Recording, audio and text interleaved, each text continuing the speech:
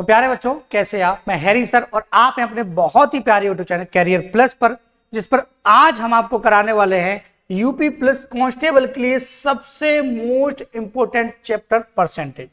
इसमें मैंने class number 1 लिखा हुआ है। कारण ये है कि मैं आपको इसकी 2 क्लासेस कराऊंगा, परसेंटेज की क्लास 1 और क्लास 2, और उसमें सारे कॉन्सेप्ट और जितने भी टाइप के क्वेश्चन बन सकते हैं सभी को आपको सॉल्व करा दिया जाएगा। तो आपको घबराने की कोई जरूरत नहीं है। एक एक सवाल कराऊंगा तो उससे रिलेटेड बनने वाले जितने भी कॉन्सेप्ट हैं सभी आपको समझाए जाएंगे।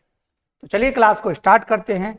और आप सभी को पता है जो आपका चहेता प्लेटफॉर्म है पढ़ाई की पंचायत, ठीक है कि नहीं, इस पर आपका यूपी पुलिस का बैच चल रहा है, ठीक है, जिसमें आपको रीजनिंग, मैथ, जीएस, हिंदी चारों सब्जेक्ट पढ़ने के लिए मिल रहे हैं, ठीक है।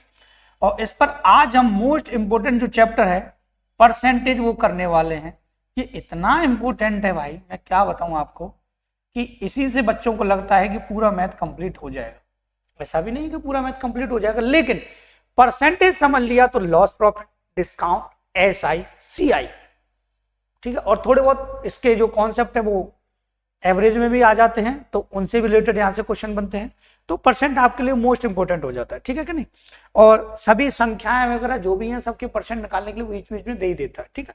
तो हमें बेसिक से इसका कॉन्सेप्ट समझना है, प्लस उसके लिए हमें सभी को पता है। देखो ज्यादातर इसमें क्या है कि आपको फ्रैक्शन रटाए जाते हैं। फ्रैक्शन, अब फ्रैक्शन क्यों रटने पड़ते हैं? फ्रैक्शन इसलिए रटने पड़ते हैं कि हमें पता है कि फ्रैक्शन से क्वेश्चन जल्दी सॉल्व हो जाएगा, और परसेंट को अगर भिन्न के रूप में बदला जा रहा है तो वो फ्रैक्शन ही है, ठीक है कि नहीं। परसेंट को भिन्न के रूप में बदलना है तो क्या है? फ्रैक्शन ही है। देखो ध्यान से समझना, हम बात किसकी कर रहे हैं? परसेंटेज की। परसेंटेज की बात कर रहे हैं, ध्यान से समझ लीजिए, परसेंटेज की हम बात कर रहे हैं।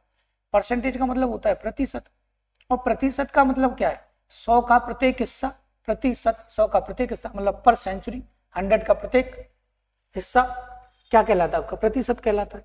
और आपको मैं बता दूं कि अगर मैं आपसे कहूं कि परसेंटेज को आपको अगर फ्रैक्शन में बदलना है, ठीक है, तो डिवाइड दिया जाता है 100 का, ठीक है, और आपको अगर फ्रैक्शन से परसेंटेज बनाना है तो 100 का मल्टीप्लाई किया जाता है। ये आप बचपन से करते हुए आ रहे हो। जैसे कि मैंने सिंपल से तौर पर आपसे कह दिया, सिंपल से वे में आपसे कह दिया कि आपको 35 को भिन्न में बदलना है, 35% को, तो आप क्या कहेंगे? सर इसके नीचे 100 ले लीजिए, परसेंट हट जाएगा आपका, और 5 से काटेंगे 7 और 5 से काटेंगे 20, तो 7/20 इसका फ्रैक्शन बन जाएगा। मैं कहूंगा बिल्कुल सही बात है, कोई टेंशन ही नहीं है, घबराने की कोई जरूरत ही नहीं, ठीक है कि नहीं। तो ये होता है कि परसेंट को अगर भिन्न में बदलना है तो डिवाइड बाई 100% में, और फ्रैक्शन से अगर आपको परसेंटेज में आना है तो मल्टीप्लाई बाई 100। ये कंडीशन आपकी बन जाती है। कोई डाउट तो नहीं? आप कहेंगे सर बिल्कुल कोई डाउट नहीं। अब हमें यह सीखना है कि अगर इस प्रकार से कुछ इंपॉर्टेंट परसेंटेज आती हैं तो उनके फ्रैक्शन क्या क्या हैं, उनकी हमें जरूरत पड़ेगी सवालों को सॉल्व करने के लिए। लेकिन मैं आपको एक छोटा सा कॉन्सेप्ट यहां समझा देता हूं, इससे क्या होगा बच्चे, छोटे मोटे जो परसेंटेज आपको निकालने होते हैं वो आप जल्दी निकाल पाओगे। कैसे? मैं आपसे कहूं कि आपके पास 240 एक नंबर है, ठीक है, और मैं कहूं देखिए छोटे छोटे से कॉन्सेप्ट हैं, इनको समझ लीजिए, बीच बीच में इनकी जरूरत पड़ जाती है, इससे कोई टेंशन नहीं होगी। जैसे मैंने कहा कि किसी भी नंबर का आपको 10% निकालना है, मैंने कहा किसी नंबर का आपको 1% निकालना है, या किसी नंबर का आपको 50% निकालना है, या मैं कहूं किसी नंबर का आपको 5% निकालना है, ठीक है। तो सिंपल सी बात है, अगर आपसे कहा जाए किसी नंबर का आपको 10% निकालना, तो एक वैल्यू उधर पॉइंट लगा दीजिए, 24 आ जाएगा। बात है कि नहीं सर? मैं कहूँ कि 1% निकालना, तो कहेंगे सर 2 वैल्यू उधर पॉइंट लगा दीजिए, 2.4 आ जाएगा, ठीक है। मैं कहूँ 50%, तो आप कहेंगे सर 120 कर दीजिए, आधा 50% होता है 100 का, सीधा सीधा आ जाएगा। 5% निकालिए, तो जब ये 50% 120 है तो 5% बाहर है। बात है कि नहीं समझ? ये होते हैं इनके मामूली से कॉन्सेप्ट जिनकी हमें जरूरत पड़ जाती है। बात आई कि नहीं समझ में? अब हमें जो समझना है वो इनके लिए सबसे जरूरी कि फ्रैक्शन समझने हैं। क्या समझने हैं? फ्रैक्शन। जब मैंने आपको दिल्ली पुलिस का पढ़ाया था तब भी आपको फ्रैक्शन समझाए थे, अब भी आपको मैं फ्रैक्शन समझा रहा हूं, तो इनको माइंड में सेट कर लीजिए। इंपोर्टेंट कुछ फ्रैक्शन ऐसे हैं जो बार बार पे रिपीट होते रहते हैं, ठीक, ध्यान से समझिए। देखिए हम कहें कि संख्या कोई एक है, माना 1, तो 1 होता है अपने आप में 100%, ये सभी जानते हैं आप, ठीक है। कितना होता है अपने आप में? 100% होता है, ठीक है। और मैं कहूं आपसे कि 2, तो आप कहेंगे सर सीधा सीधा 50%। ठीक है, मैं कहूं आपका, देखिए सॉरी थोड़ा सा मैं आपको इरेज करके बताता, ये थोड़ा गड़बड़ हो जाता अभी मामला। ठीक है, मैं कहूं आपसे 1/2, 2 लिख गया सीधा सीधा, 1/2 हो जाएगा आपका कितना, 50%। ठीक है, और मैं कहूं आपसे 1/3, तो आप कहेंगे सर सिंपल सी बात है, बच्चा भी बता देगा, 33 सही 1/3% होता है। ये कॉमन चीजें हो गई आजकल, लेकिन इनकी जरूरत आपको पड़ेगी। 1/4, ठीक है, 1/4 होता है आपका 25%। मैं कहूं 1/5, तो आप कहेंगे सिंपल सी बात है आपका 20%। मैं कहूं आपसे 1/6, तो आप कहेंगे सर सिंपल सी बात है 16 सही 2/3%। मैं कहूं 1/7, तो आप कहेंगे सर 14 सही 2/7%। मैं कहूं 1/8, तो आप कहेंगे सर सिंपल सी बात है 12.5%, 12.5 या 12 से 1/2% लिख दीजिए, दोनों का अर्थ एक ही होता है। ठीक है, ज्यादा नहीं लिखाऊंगा, केवल 20 तक ले जाएंगे हम। मैं कहूं आपसे 1/9, तो आप कहेंगे सर 11 सही 1/9%। मैं कहूं 1/10, तो आप कहेंगे सर बिल्कुल सिंपल सी बात है 10%। इनकी हमें जरूरत पड़ती रहेगी बीच बीच में, मैं आपको समझाते हुए चलूंगा। 1/11, तो आप कहेंगे सर 9 सही 1/11%। मैं कहूं बेटा आपका 1/12, तो आप कहेंगे सर 4 से अगर 100 का मल्टीप्लाई 25 और ये बट्टा 3, तो 8 सही 1/3 आ जाता। मैं कहूं बेटा 1/13, तो ये आ जाता 7 सही 9/13%। मैं कहूं बेटा 1/14, तो आप कहेंगे सर 7 सही 1/7%। और मैं कहूं 1/15, तो आप कहेंगे सर 5 से वो करता है आपका 20 बार, 5 से 3, 6 से 2/3%। ठीक है, मैं कहूं बेटा 1/16, तो आप कहेंगे सर कुछ नहीं है इसमें, 25 ये 4 बार और 4, तो 6 सही 1/4% हो जाता है। मैं कहूं 1/17, तो आप कहेंगे सर 5 सही 15/17%। मैं कहूं 1/18, तो आप कहेंगे सर ये कर जाएगा 50 और 5 सही 5/9%। ठीक, मैं कहूं 1/19, तो आप कहेंगे सर 5 सही 5/19%। ठीक, और मैं कहूं 1/20, तो आप कहेंगे सर कुछ नहीं है केवल 5%। इनको थोड़ा सा स्क्रीनशॉट ले लीजिए, आप जब सवाल करेंगे तो इनकी जरूरत हमें पड़ती हुई रहेगी बीच बीच में। ठीक है, और यूपी पुलिस में ज्यादा लेंथी आपको फ्रैक्शन के तौर पर ऐसी कंडीशन नहीं देखने के लिए मिलेगी कि आपको जो कंफ्यूज किया जा रहा है ना, ऑनलाइन जो आप बैच पढ़ रहे हैं उनमें 4-4, 5-5% खुद के सेट करके या खुद के सवाल सेट करके वो दे दिए जाते हैं और बच्चों को कंफ्यूजन में ला दिया जाता है कि इतने हाई लेवल के क्वेश्चन। पिछला पेपर उठा के देख लेना, पिछली बार भी लोगों ने यही किया था, हाई लेवल के क्वेश्चन बच्चों को कराते हैं और ऐसे नोट्स बना के वो प्रोवाइड कराते हैं कि बच्चों को लगता है कि इतना लेवल। सीजन प्री उठा लीजिए 2022 का, मैं ज्यादा दूर जाने 23 का उठा लीजिए, दिल्ली पुलिस उठा लीजिए, हम जो क्वेश्चन उससे बाहर मिलेगा ही नहीं आपको। आपको कंफ्यूज करने के लिए केवल ये किया जाता है। देखो बच्चों को माइंड डाइवर्ट करना कोई ज्यादा बड़ी बात नहीं है, माइंड डाइवर्ट करने में मुश्किल से मुश्किल 1 मिनट लगता है। कैसे? बच्चों को एक ऐसा सवाल दीजिए जो कोई ना एक ऐसा कॉन्सेप्ट तैयार करके एक ऐसा परसेंट, जैसे आय खर्च में 2.25% दे दिया उसने, ऐसे कॉन्सेप्ट बनाने के बाद ऐसे परसेंट बीच बीच में डालने के बाद बच्चे को दिखा दिया जाता है यार ये था। अब बच्चा कंफ्यूज, यार इतना हार्ड आ रहा है, हमारे सर तो बिल्कुल 0 लेवल से अपर लेवल तक चल रहे हैं और यहाँ किताब में ऐसा हार्ड फ्रैक्शन आएगा ही नहीं, कोई चांस ही नहीं बनता यूपी पुलिस कांस्टेबल में इस तरीके का फ्रैक्शन। सीजीएल में तक नहीं यार पूछे जाते, उल्टे सीधे फ्रैक्शन बना के दे देते अपने मन से, उन्हें सॉल्व कराया तो बच्चों को लगता वाह हम सीख गए सेकंड में, कोई फायदा नहीं है उसका। ठीक है, तो इन चीजों को माइंड डाइवर्ट करने के लिए सारी चीजें होती हैं, तो इन पर कॉन्सेंट्रेट ना करें, सीधे सिंपल वे में चले जिस तरीके से सवाल पूछे जाते हैं। मैं आपको बताता भी चलूंगा कि आपको किस तरीके लेवल से पढ़ना है और यहाँ कैसे पास होगा आपका यूपी पुलिस। ठीक है, अभी इससे पहले मैंने आपको पता एज वाले क्वेश्चन डाले थे, पार्टनरशिप डाला था मैंने, पार्टनरशिप के 15 क्वेश्चन कराए थे, आप देख लेना जिस दिन पेपर हो आप 15 के 15 क्वेश्चन के स्क्रीनशॉट ले लीजिए और मिला के देख लेना, डिट्टो सेम कॉन्सेप्ट वही मिलेगा आपको। डिजिटल अलग मिलेंगे वो बात अलग है, वो तो डिजिटल अलग मिलनी है, लेकिन कॉन्सेप्ट जिस तरीके से मैंने 15 क्वेश्चनों में अलग अलग चीजें आपको समझाई हैं बारीकी से, सेम टू सेम मिलेगा, जाने की जरूरत नहीं है कहीं। ठीक है, देखो संख्या ए सी से 30% अधिक है और बी ए से 40% अधिक है, तो सी 1800 है, तो ए का मान बताए। कुछ नहीं, 3 संख्या है, ठीक, मैं आपसे कह रहा हूं 3 संख्या, ठीक, 3 संख्या, ठीक, 3 संख्या। इसने कहा है सिंपल से वे में कि ए सी से 30% अधिक है, ए से 30% अधिक है, 30% अधिक है, और बी ए से 40% अधिक है, ये ए से 40% अधिक। तो मैं कहूं कि अगर मैंने इसको 100 ले लिया, इसको 130 ले लूंगा, ठीक है, और इसको 130, तो इसका 40% कितना है, 10%, 13, 13 चौका 52, 52 बढ़ जाएगा 182 हो जाएगा। यहां से अगर क्रॉस करना चाहते तो क्रॉस कीजिए, नहीं करना चाहते तो डाइट कर दीजिए।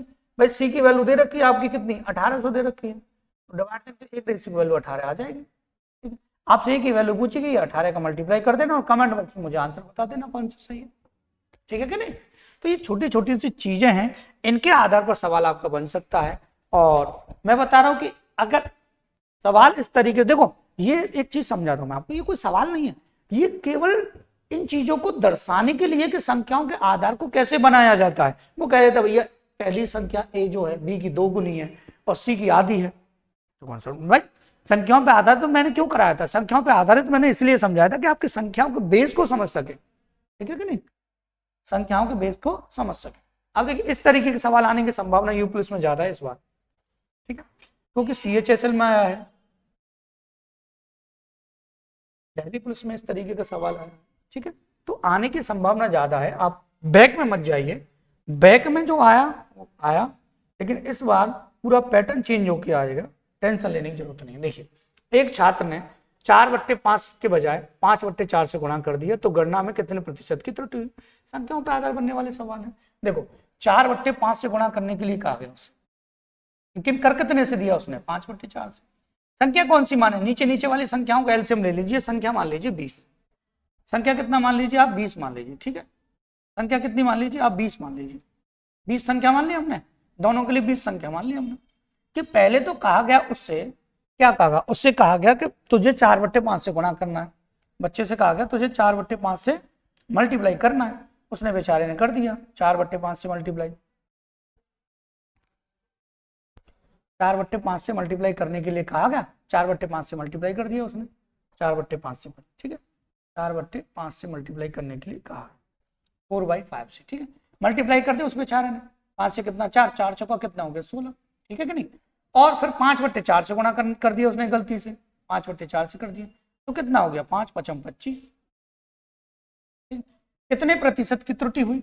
अब देखिए चीजों को समझिएगा, देखो भाषा को समझना बड़ा जरूरी है। एक छात्र 4/5 से गुणा करने के लिए 5/4 से गुणा कर दिया, तो गणना में कितने प्रतिशत की त्रुटि हुई। अब कितने प्रतिशत की त्रुटि हुई का मतलब समझ लिए। देखो संख्या में करना कितने का था, 4/5 के बजाय 5/4 से कर दिया, 5/4 से कर दिया उसने, 5/4 से कर दिया ना, 4/5 से करना था ना उसे, ठीक है। अब एक चीज समझो, मुझे लिखना है 20 और बच्चे ने लिख दिया गलती से 30, तो त्रुटि का मतलब क्या हुआ, त्रुटि का मतलब हुआ है कि पहले जो संख्या थी अब फिलहाल में कितनी कम है इससे, तो कितना कम है यहाँ से 9 कम है, कितने से 25 से, गुणा कितना यहाँ पे 100, तो 25 से कितना 4, 4 नंबर कितना हो गया 36, 36 आ गया, ठीक है। आपको लगे कहीं कि त्रुटि ज्ञात कीजिए इसके लिए, तो आप कहीं 16 से 9 और नीचे 16 लिख दे, गुणा करने लग जाए 100, कहानी गड़बड़ हो जाएगी, ऑप्शन भी नहीं थे, ठीक है। अगले सवाल की तरफ बढ़ते हैं, ठीक है। देखिए ये कांस्टेबल का क्वेश्चन है, ठीक है। इस प्रकार के क्वेश्चन की कंडीशन समझ लीजिए। दो संख्याएं तीसरी संख्या की क्रम से 20% तथा 30%, तो पहली संख्या दूसरी संख्या का कितने प्रतिशत है। देखो दो संख्या, ये दो संख्याओं की बात कर रहा है, पहली और दूसरी, और कोई तीसरी संख्या की है ये, तो अगर मैं कहूँ कि तीसरी 100 होगी तो कोई टेंशन ही नहीं है आपको, केवल कंडीशन तो दोनों से ही करनी थी। भाई उसने कहा कि दो संख्याएं तीसरी संख्या की क्रम से 20% और 30%, ये 20% है तो 100 का कितना हो जाएगा 20, ये कितनी है 30%, तो 100 का कितना हो जाएगा 30, ठीक है। तो पहली संख्या दूसरी का कितना प्रतिशत है, पहली संख्या दूसरी का कितना परसेंट, ये तो पूछा है। तो पहली संख्या कितनी है 20, दूसरी संख्या कितनी है 30, कितना परसेंट है, देखो 2/3 होता है आपका 66, सही 2/3%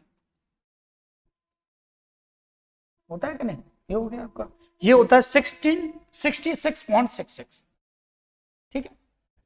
समझ में आए कि नहीं बात, कोई डाउट नहीं होना चाहिए यहां तक, क्योंकि ये संख्याओं पे आधार पर बनने वाले सवाल थे, ठीक है, संख्याओं के आधार पर बनने वाले सवाल थे। देखिए अब भिन्न के आधार पर सवाल है, ये भी संख्याओं के आधार ही समझ लीजिए, भिन्न के आधार पर, भिन्न के आधार पर सवाल, एक भिन्न के अंश में 20% की वृद्धि की गई और उसके हर में 20% की कमी कर दी गई तो अंत में भिन्न का मान 4/5 हो जाता है। तो तदनुसार मूल्य भिन्न ज्ञात कीजिए। देखिए कोई भी फ्रैक्शन होगा वो अपने आप में न्यूमिनेटर और डिनोमिनेटर के रूप में होगा, ठीक है, होगा कि नहीं होगा। अगर मैं किसी भिन्न की बात करूं, कोई भी भिन्न लीजिए आप बेटा, कोई भी भिन्न लीजिए, ठीक है, सवाल कुछ भी है, टेंशन नहीं लेनी आपको, कोई भी भिन्न लीजिए।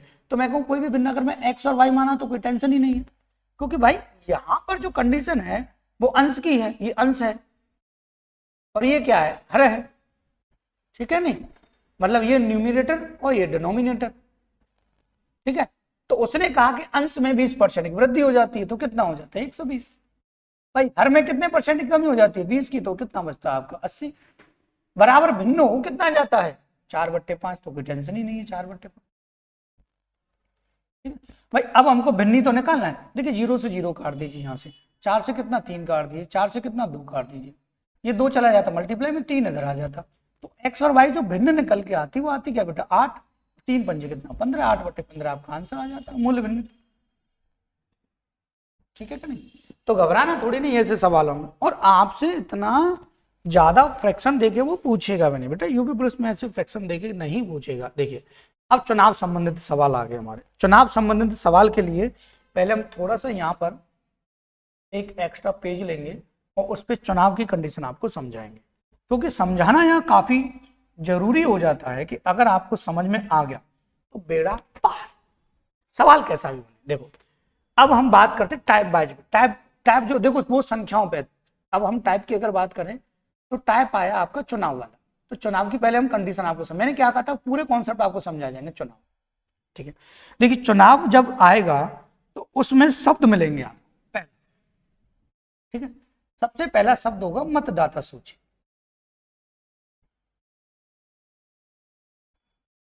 मतदाता सूची का मतलब है वोटर लिस्ट, ठीक है।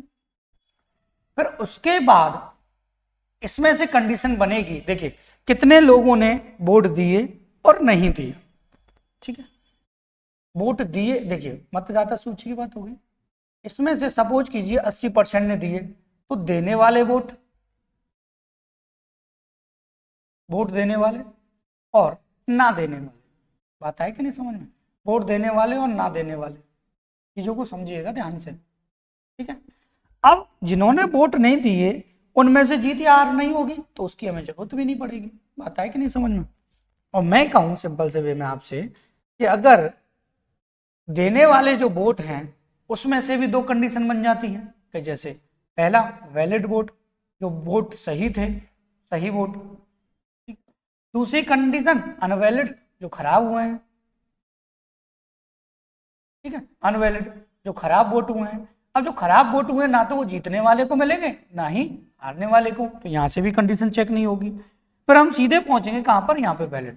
अब जो वैलिड वोट हैं इसमें से ही 2 प्रत्याशियों के बीच कंडीशन बनेगी, पहला और दूसरा, जिसमें से क्या क्या होगा, एक तो जीतने वाला होगा बेटा और एक क्या होगा हारने वाला होगा, बात है कि नहीं समझ में। तो यहां से 2 कंडीशन, एक जीतने वाले के लिए एक हारने वाले के लिए। तो सवाल कैसा भी आ जाए आपको अगर कॉन्सेप्ट पता है तो आप उड़ा दोगे सवाल को, ठीक है कि नहीं। लेकिन क्या होगा कि अगर उसने सवाल में ये सारी चीजें ना दी तो मत लेना भाई, ये सारी चीजें ना दी, ये सारी चीजें बीच में से ना दी तो मत लेना, सीधे सीधे यहीं से सवाल को करते हुए चलेंगे। फिर वो एक आदमी ये बढ़ा देता है यहां से ले लेंगे, एक आदमी ये बढ़ा देता है यहां से ले लेंगे, ठीक। और मैं बहुत ही सिंपल वे में आपको समझाऊंगा, सवालों को मैं करना कुछ नहीं है आपको बेटा है। अब देखो सवाल को अब समझ लेते, कॉन्सेप्ट हमने समझ लिया, हमें करना क्या है देख लीजिए सवाल में। देखिए और एक चीज और, जब तुलना होगी जीत और हार की वो पहले और दूसरे प्रत्याशी से, क्यों, क्योंकि कभी आपने सुना होगा कि वो 20 वोटों से जीता तो दूसरे वाले से तुलना की जा रही है, ना कि लास्ट वाले से, ठीक है। चुनाव में कितने ही व्यक्ति हो, एक चुनाव में 2 उम्मीदवार हैं, जीतने वाले उम्मीदवार को 75% वोट मिले और वह 1200 वोटों से चुनाव जीत गया, ठीक है। 2 प्रत्याशी थे, कॉन्सेप्ट समझ लीजिए, 2 प्रत्याशी थे, एक जीतने वाला और एक हारने वाला, ठीक है, और एक हारने वाला, ठीक है। देखो जीतने वाले को कितने मिले हैं 75%, चीजों को समझिएगा 75%, तो हारने वाले को कितने मिले होंगे 25। यहां से ये कितने से जीता है 50। जब 50% की वैल्यू 1200 है तो 100% की वैल्यू कितनी होगी 24, आंसर, ठीक है, ये बिल्कुल जीरो लेवल का सवाल था, बिल्कुल जीरो लेवल का, जहां से सवाल की शुरुआत होती है चुनाव वाले की। ठीक, ये सवाल देख लीजिए, ये भी काफी सिंपल है, इसको थोड़ा सा मैंने लेंथी कर दिया है सवाल को समझाने के लिए, क्योंकि सवाल अगर आ गया तो आपको करना कैसे, सवाल का कॉन्सेप्ट समझ लेते हैं, उड़ाना कैसे वो भी मैं आपको बताऊं। देखिए, एक चुनाव में दो प्रत्याशी चुनाव लड़ रहे थे, इसमें 10% वोट अवैध पाए गए, विजेता को कुल वोटों का 54% प्राप्त हुआ और 7200 वोटों से चुनाव जीते। कुछ नहीं करना आपको, देखो सिंपल सा है। देखो, वोट अपने आप में 100% होंगे कि नहीं होंगे, आप कहेंगे सर बिल्कुल सही बात है, इसमें से 10% वोट बेकार चले गए, तो बचे कितने, 90। अब 90 में से तो जीत हार हो रही है भाई, 90 में से तो जीत हार हो रही है, तो मैं आपसे कहूं कि 90 में से एक जीतने वाला है और एक कौन है, हारने वाला। ये जीतने वाला, ये जीतने वाला और ये हारने वाला। चीजों को समझिएगा बारीकी से, ये आप बना लेंगे, मुझे भरोसा है, आप इतना तो कर लेते हैं, टेंशन लेने की आवश्यकता नहीं। देखिए, 10% वोट अवैध पाए गए, विजेता को कुल मतों का 54% प्राप्त हुआ। कुल मत कितने थे, ये जीतने वाले को 54% प्राप्त हुआ। तो अगर मैं 90 में से 54 घटा देता हूं तो बचा कितना, 46। 46 क्यों बचेगा भाई, 46 नहीं बचेगा, 36 बचा। ठीक है, कितना बचा, 36, 36 मानने वाले, ठीक है कि नहीं। अब ये कितने से जीता है, 18% से। 18% की जो वैल्यू है वो कितनी है, 7200, ठीक है कि नहीं। तो 18 से कितना, 18 चौक 72, एक रईस की वैल्यू कितनी आ जाएगी, 400, तो 100% की कितनी आ जाएगी, 40,000, ठीक है कि नहीं। बात आई कि नहीं समझ में, केवल देख लीजिए यहाँ से, कोई टेंशन नहीं। कहीं आप स्क्रीनशॉट लेके ये कहेंगे सर ये तो 1% की वैल्यू यहाँ तक है, एक रेशियो की वैल्यू 1% की वैल्यू यहाँ तक, मैंने डायरेक्ट लिख दिया 100% की वैल्यू, ठीक है कि नहीं। सवाल बहुत सिंपल होते हैं, घबराने की आपको जरूरत बिल्कुल भी नहीं। देखिए, इस सवाल में कॉन्सेप्ट समझ लीजिए, कुछ नहीं सवाल में देख लीजिए कैसे। मैं कह रहा हूं एक चुनाव में दो उम्मीदवार थे, 10% लोगों ने अपने वोट नहीं डाले, 10% लोगों ने अपने वोट नहीं डाले, डाले गए मतों का 10% अवैध पाया गया, जीतने वाले उम्मीदवार को वैध मतों का 54% मिला और वह 1620 वोटों से चुनाव जीत गया। सिंपल सी बात थी। देखिए, वोट कितने थे, देखिए तुरंत करते जाइए, 100, 10% ने वोट नहीं डाले, कितने बचे, 90, फिर 10% खराब हो गए, 10% खराब हो गए का मतलब क्या है, कितना बचा आपका, 10% इसका आएगा 9, 9 से कितना बचा, 81 बचा। बच्चा क्या करता है गलती, वो कहता है कि उसने कहा कि जीतने वाले को वैध मतों का 54% मिला। अब एक चीज समझिएगा ध्यान से, ये वोट नहीं डालने गए थे, कोई टेंशन नहीं, मत डालो। ये वोट नहीं डालने गए, कोई टेंशन नहीं, नहीं डालो। ये खराब हो गए, कोई टेंशन नहीं, खराब हो जाने दो भाई, जीत तो हर इनमें से होगी ना। अब बच्चा सोचता है कि भैया एक जीतने वाला है इसमें, ध्यान से समझना कॉन्सेप्ट को, और एक है हारने वाला। अब उसके मन में क्या आएगी बात, भाई जीतने वाला है, इसका मैं 54% निकालू, बहुत सारा टाइम लग जाए, आपको टेंशन नहीं लेंगे। सीधा सीधा देखिए, 54% इसको मिला है, तो दूसरे वाले को कितना मिला होगा, आप कहेंगे सीधी सीधी बात है कि सर 46% मिला होगा। अब ये कितने से जीत रहा है, 8 से।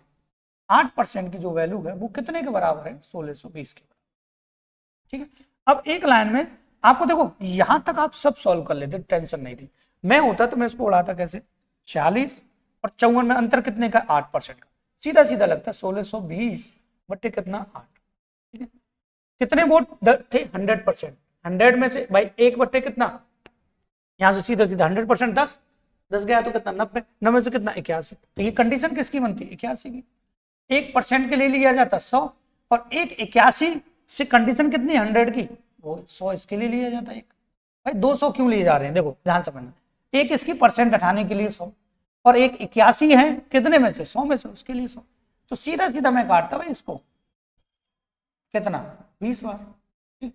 4 से काटता 5 बार और 4 से काटता 2 बार, 2 से काटता इसको 50 बार, 50 से कितना, 25, 250 और 2 जीरो और बढ़ा देता, 25 आंसर आ जाता। तो मैं तो केवल इतना कैलकुलेशन करता, ये कैलकुलेट, देखो ये जो डायग्राम है वो केवल आपको समझाने के लिए बताए जाते हैं, क्योंकि मुझे पता है कि देखो कारण बताता हूं उसका मैं। देखो एक चीज बताऊं, मैं औरों जैसी बेवकूफी नहीं करता हमेशा। मुझे इतना पता है कि यूपी पुलिस का जो बच्चे पेपर दे रहे हैं, जो बच्चे पेपर दे रहे हैं यूपी पुलिस का, उनमें से 50% लगभग ऐसे बच्चे हैं बेटा, 50% लगभग ऐसे बच्चे हैं जिन्हें कम से कम 2 या 3 साल का गैप हो चुका है पढ़ाई में। बात आई कि नहीं समझ में। अब मैं बेवकूफ नहीं बनाना चाहता किसी को, क्यों? क्योंकि मैं यहाँ कोई ट्रिक आपको बता दूं तो उन जो 50% हमसे जुड़े हुए हैं, जिन्हें हम पे भरोसा है कि हमारा सिलेक्शन कैरियर प्लस से होगा, उनके मन में एक ही बात आएगी बेटा, क्या आएगी? वो ये सोचेंगे कि सर ने ऐसी ट्रिक बता दी है, शायद ऐसा ही सेम क्वेश्चन आ जाए। नहीं आएगा। मैं आपको कॉन्सेप्ट क्यों सिखा रहा हूं कि जो 50% है उनका गैप हो गया भाई कम से कम 2 या 3 साल का, तो उनका बेसिक गया खत्म। इसलिए मुझे यहाँ बेसिक से समझाना पड़ रहा है। तो आप ये मत सोचिए कि हम किसी दूसरे चैनल पे जा रहे हैं उससे हमें एक छोटी सी ट्रिक मिल रही है, और किसी पे जा रहे हैं ऑनलाइन हमें बस छोटी सी ट्रिक मिल रही है। बेटा छोटी सी ट्रिक ऑनलाइन वही पढ़ सकता है जिसको थोड़ी सी प्रैक्टिस हो। अब हमसे जो बच्चे जुड़े हैं वो सभी प्रकार के इंटेलिजेंट भी हैं, जिनका गैप हो गया वो भी इंटेलिजेंट सभी हैं, कहने का मतलब इंटेलिजेंट सभी हैं, लेकिन गैप हो गया उनके बारे में मैं सोच रहा हूँ। ठीक है, तो मैं चाहूँ तो इसको तुरंत बता देता, आपको एक लाइन लिखता, कहानी खत्म, यहीं कर देता।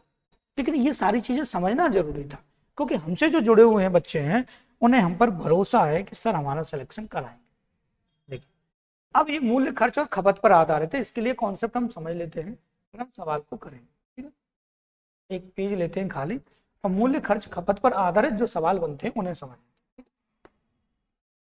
मूल्य खर्च और खपत,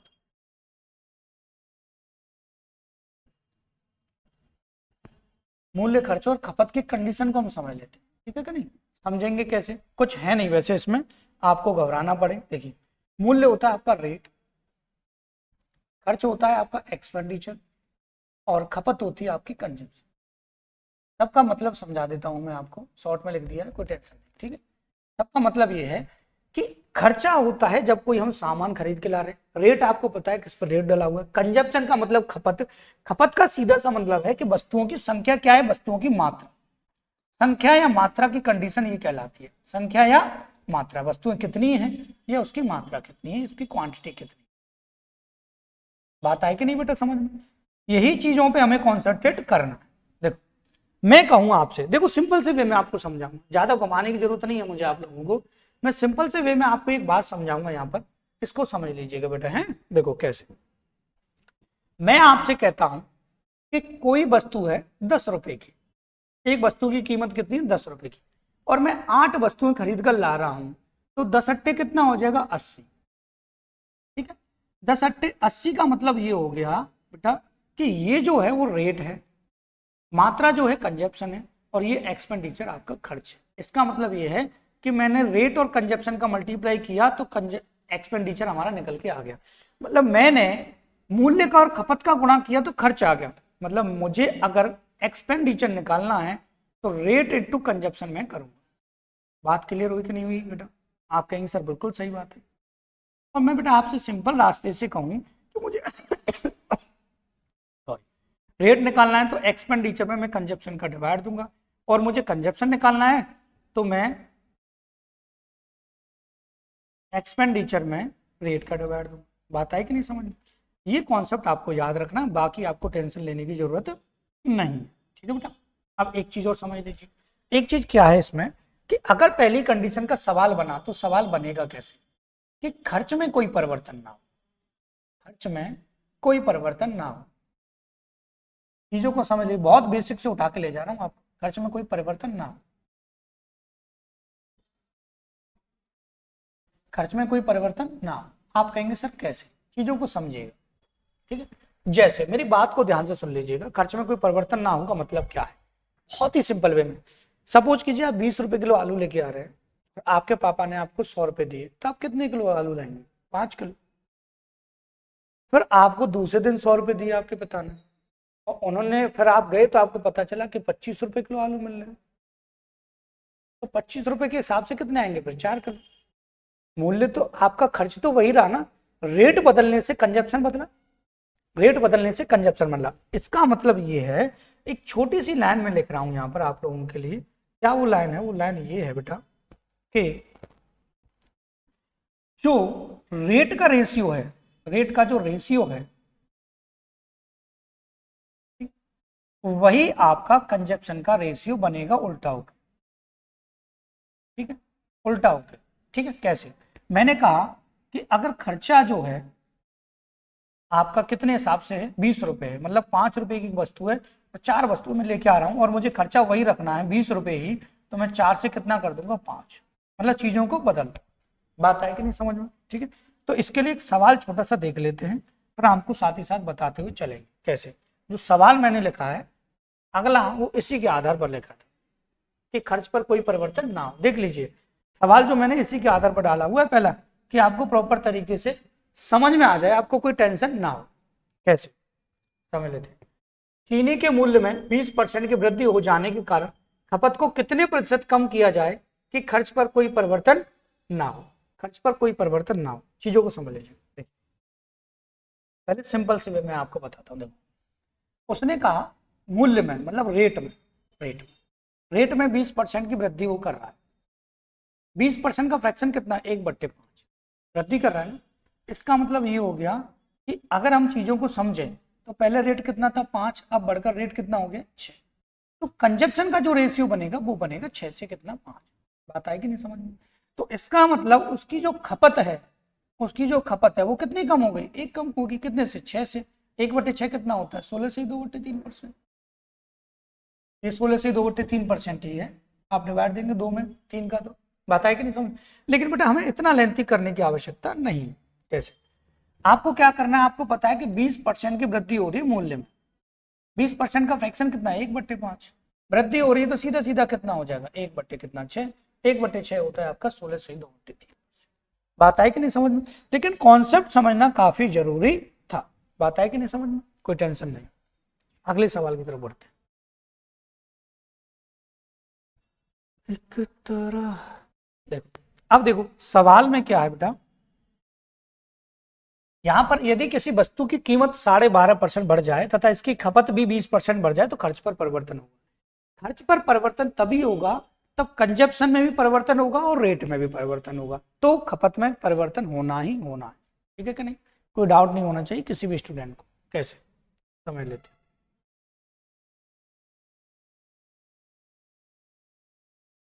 समझिएगा। यदि किसी वस्तु की कीमत 12.5% बढ़ जाए, किसी वस्तु की कीमत 12.5% बढ़ जाए, वस्तु की रेट जो है 12.5%, 12.5, 12.5 का मतलब है 1/8। ठीक है, और इसकी खपत 20% बढ़ जाए, खपत कंजप्शन भी कितना बढ़ जाए, 20%। 20% का मतलब कितना है आपका, 1/5 बढ़ जाए। चीजों को समझिएगा, है कुछ नहीं सवाल में, आपको घबराने की जरूरत बिल्कुल भी नहीं। देखो रेट बढ़ जाए 8 से कितना हो जाए, 9 हो जाए। खपत 5 से कितनी हो जाए, 6। चीजों को समझिएगा, है कुछ नहीं। आपको पता है खर्चा कैसे बनेगा, मैंने बताया था आपको खर्चा कैसे बनेगा। खर्चा बनेगा रेट का कंजप्शन में मल्टीप्लाई करके। तो 8 पंजे कितना हो जाएगा, 40, और 9 छिंगा कितना हो जाएगा, 14। ठीक है कि नहीं, बात आई कि नहीं समझ में? अब यहां से चीजों को समझे तो कितना बढ़ रहा है, आप कहेंगे सर बिल्कुल सीधी सी बात है, आपका 14 बढ़ रहा है, कितने से, 40 से, गुणा कितना आपका 100। मैं कहूंगा बिल्कुल सही बात है। 0 से 0 कटेगा, 2 से 5 कटेगा, 2 से ये 2 कटेगा, 2 से ये 7 कटेगा, 7 पंजे 35 आ जाएगा। 35% आपका आंसर। चीजें आए कि नहीं समझ में? आप कहेंगे सर बिल्कुल आ गया, टेंशन लेने की कोई आवश्यकता आपकी नहीं। ठीक है कि नहीं। आज की क्लास थोड़ी सी लेंथी है तो घबराने की जरूरत नहीं है, मैं जानबूझकर ये क्लास लेंथी बना रहा हूं बेटा आपके लिए केवल। ठीक है, देखो इससे पहले एक कॉन्सेप्ट और समझाना चाहूंगा मैं आपको, किस तरीके सवाल बनने की संभावना ज्यादा है। मैं सवाल ही डायरेक्ट लिख देता हूँ, मुझे ध्यान आ गया। इस तरीके के सवाल बनने की संभावना और इसमें हो सकती है। सवाल में लिख रहा हूँ, घबराओ मत, सवाल तुरंत बना दूंगा आप, लेकिन देखो यदि किसी वस्तु की कीमत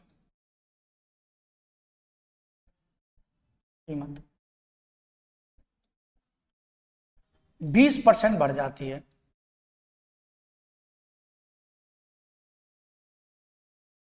बढ़ जाती है तथा खपत खपत भी 25% बढ़ जाती है। सॉरी, इसको नहीं लिख रहे, हम सीधा सीधा सा सिंपल सा रास्ता बनाएंगे इसका। खपत भी, ऐसा सवाल बना रहा हूं बढ़िया सा, ठीक है, खपत भी X% बढ़ जाती है। खपत भी x% बढ़ जाती है।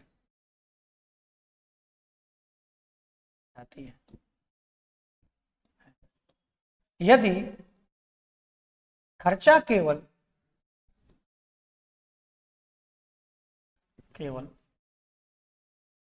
खर्चा केवल 50% बढ़ा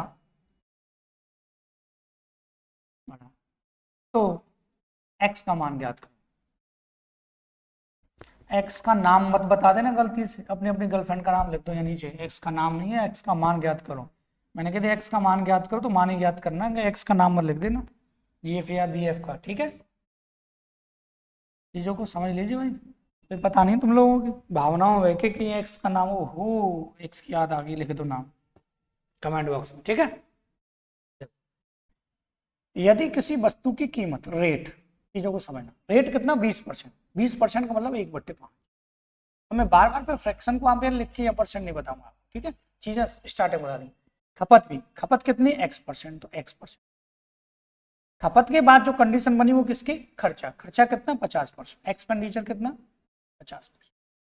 50% का मतलब कितना है 1/2, 1/2 है। बढ़ रहा है ना सब, टेंशन नहीं लेनी, चीजों को समझ लीजिएगा, ठीक है। कैसे, यहां से ये 5 से कितना हो गया 6, ठीक है। अब ये नहीं दे रखा, कोई टेंशन नहीं, खाली छोड़ दीजिए, ये देख लीजिए यहां से, ठीक है। यहां से ये खर्चा कितना 2 से कितना हो रहा है 3 हो रहा है, इसमें भी कोई टेंशन नहीं। अब आपको करना क्या है, थोड़ा सा सिंपल सा रास्ता मैं आपको बता रहा हूं। 5 चला जाएगा इसके गुणा में, तो 6 आ जाएगा इसके गुणा में, कट रहा है तो काट दीजिए, ठीक है। ये हो गया 4 और ये कितना हो जाएगा 5। इसका मतलब खपत कितने % बढ़ी, 1 बढ़ी, कितने से 4, इसका मतलब सीधा सीधा सा आ गया आपका 25। बात आई कि नहीं समझ में, दोबारा रिपीट कर रहा हूं। 5 से कितना हो गया 6 हो गया, ये खाली है तो खाली छोड़ दीजिए।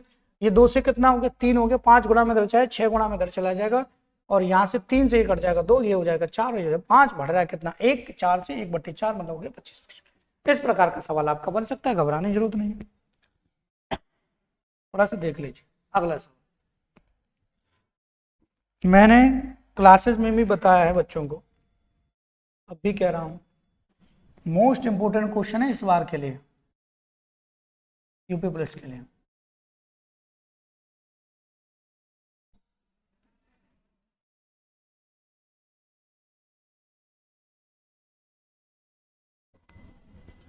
मोस्ट इंपोर्टेंट क्वेश्चन है,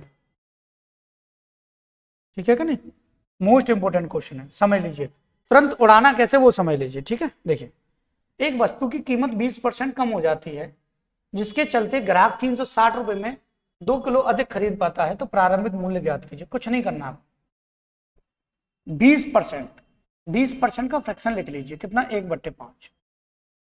कमी हो रही तो 1/ कितना बचा 4, इस 1/4 की वजह से कितना अधिक खरीद पा रहा है 2, 4 दूनी कितना हो जाएगा 8 किलो खरीद पा रहा है। इसका मतलब ये है बेटा कि टोटल अगर देखें तो कितने थे 360 रुपए, 8 किलो 360 में ला रहा था पहले, तो 1 किलो की कीमत निकालने के लिए हमें 360 में भाग देना पड़ेगा 8 का, 8 चौका 32 और 8 पंजे 40, तो 45 रुपए पर केजी आपका आंसर आ गया। ऑप्शन नंबर बी आपका बिल्कुल ठीक हो, तो आपको घबराने की जरूरत नहीं, ठीक है कि नहीं। अगला सवाल देखिए, ये सवाल भी बन सकता है इसमें से, ऐसा सवाल, ठीक। तो मैंने छोड़ा कुछ नहीं है आपके लिए। देखिए, चावल की कीमत में 35% की गिरावट आती है, तो ज्ञात करो उतनी ही कीमत में कितने, देखिए उतनी ही कीमत मतलब खर्च में परिवर्तन नहीं हो रहा, तो कितने केजी चावल अधिक खरीद सकता है, जबकि वह पहले 91 किलो चावल खरीद सकता था। 35% की गिरावट आती है, 35% का मतलब क्या है, 35% का मतलब है 7/20। चीजों को समझिएगा, ठीक है।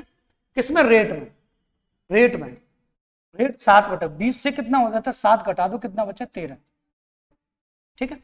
तो कंजप्शन का रेशियो क्या बनेगा, अभी मैंने बताया कंजप्शन का रेशियो, भाई खर्च में परिवर्तन नहीं तो कंजप्शन का रेशियो इसी से बनेगा, 13 से कितना 20 बनेगा, ठीक है।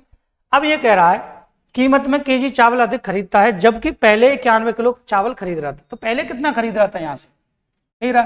अब वो बता रहा है कितना 91, तो 1 रेशियो की वैल्यू कितनी आ गई 7, ठीक है। लेकिन कितना अधिक खरीदता है, कितना अधिक पूछा गया, कितना अधिक है 7, 7 का गुणा कर देंगे, रेशियो वैल्यू 7 है, 7 7 हो जाएगा 49, आपका ऑप्शन नंबर बी ठीक हो जाएगा, ठीक है कि नहीं। टेंशन ही नहीं लेनी है आपको, घबराने की जरूरत ही नहीं। सवाल नंबर अगला, सवाल नंबर अगला, ठीक। अगला मैं कॉन्सेप्ट आपको बता देता हूँ, ठीक है। देखो सवाल नहीं है, सवाल आज की क्लास के यहीं समाप्त होते हैं, लेकिन एक कॉन्सेप्ट मैं आपको समझा देता हूँ। जैसे एक चीज का ध्यान रखिएगा परसेंटेज में खासकर, देखो हमने मूल्य खर्च का पद बताया आपको,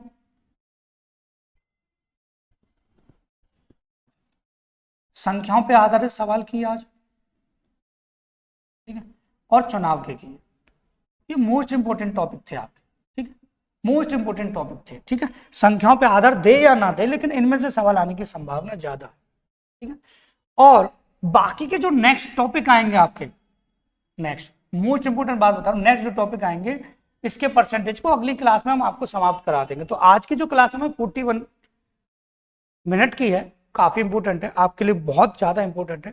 तो इसी के साथ आज की क्लास को मैं यहीं समाप्त करता हूं। अगली क्लास में जितने भी क्वेश्चन रहेंगे, जितने भी टाइप आपको, सभी को आपको कंप्लीट करा दिया जाएगा। And thank you for watching this video.